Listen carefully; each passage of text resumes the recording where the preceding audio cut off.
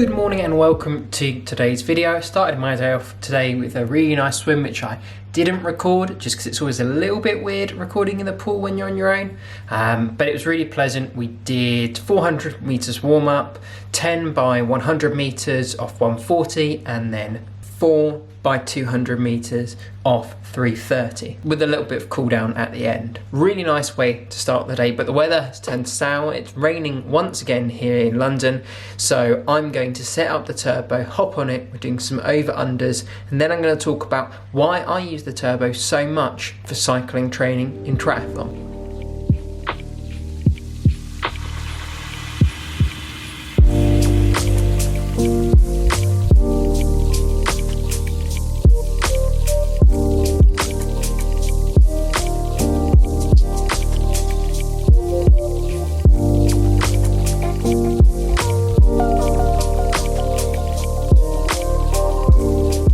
So that was a really nice turbo. We were doing some over-under intervals. So that's 4 8-minute blocks alternating every minute. So 1 minute at around 90% of FTP and then 1 minute 110% of FTP. So 210, 260-ish for me, 8 minutes, 4 times. Pretty tough, but really valuable because it's important to be able to surge between what is just below your FTP, so a pretty hard effort, to above your FTP and back down. Both good in cycling because you want to be able to follow moves and make sure that you can close down small gaps that open up, and good in triathlon because passing people is so incredibly important because you don't want to get caught in someone's draft and be penalised for it. But now let's talk about the 3.5 reasons why I mainly turbo train. Number one is weather. I live in England, which is a notoriously rainy country. Even in the summer, days like today, it still rains when it is 15, 16, 17 degrees Celsius outside. It will always rain, and generally I don't mind that, but some days I really cannot be asked to deal with wet kit and a wet and dirty bike. Sometimes it's just easier to stick it on the turbo, not have to worry about the weather outside, especially here in the UK where it can change so frequently even within a single ride. This becomes especially useful in the winter because you don't have to worry about snow or icy roads being dangerous.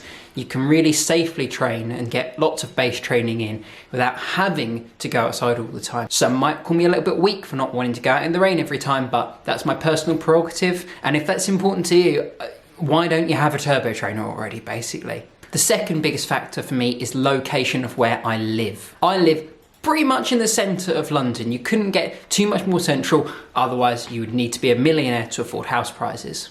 Living in London has massive upsides. There are great pubs, lots of friends, a university which I've stuck at for 6 years and I still have 2 years left, don't even ask me why. But it's not necessarily the most amazing place for cycling, and I can imagine this is the same in lots of other major cities. In London, it's really difficult to find a good place to do any continuous cycling. Just with the number of pedestrian crossings and traffic lights, it's almost impossible to continuously cycle regardless of what kind of training you're doing. This is slowly being made better through cycle superhighways and things, but in my opinion, it's not enough. We need a bit more, and it's just really impossible to get good training in without having to commute, for me, 40 minutes to somewhere like Regent's Park or Richmond Park, which are two parks where you can kind of go around without stopping, but you still sometimes have to stop, and there are still cars there.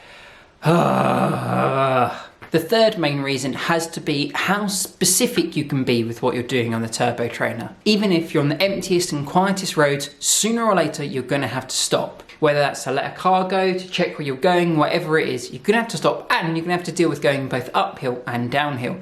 If you're trying to do an easy interval, going uphill can be really hard. If you're trying to do a hard interval, going downhill makes it incredibly hard to put out enough watts generally. Whereas on the turbo trainer, there's no stopping, there's no uphills, there's no downhills. Everything can be flat if you want it to be, and you can be incredibly specific with the training that you're doing. If I was out on the road trying to do 1 minute at 220 watts and then 1 minute at 270 and then back to 1 minute at 220 and so on, would be incredibly difficult to do and be that precise about it when you're looking for specific gains from training in specific zones. On the turbo, it becomes incredibly easy though. Just stare at your phone or your header unit, turn that power continuously for however long it wants you to do, especially if you have something like an erg mode where the turbo trainer will specifically set the power so that it will be stable the whole time. The specificity is incredible. And my final half reason is that sometimes it's just easier to turbo train.